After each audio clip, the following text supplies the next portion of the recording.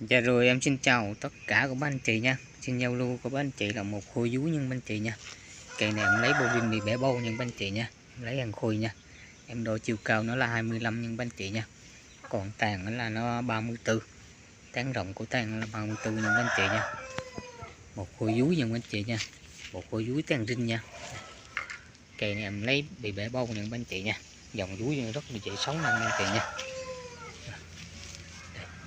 Cây dàn xương rất là dài nhân anh chị nha. Xương rất dài nha.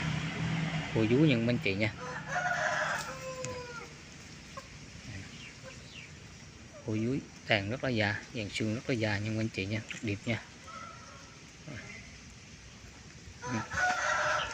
Khối vú.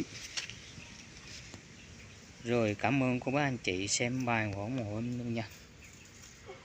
Khối vú nhân anh chị nha. Tàn thiên nhiên.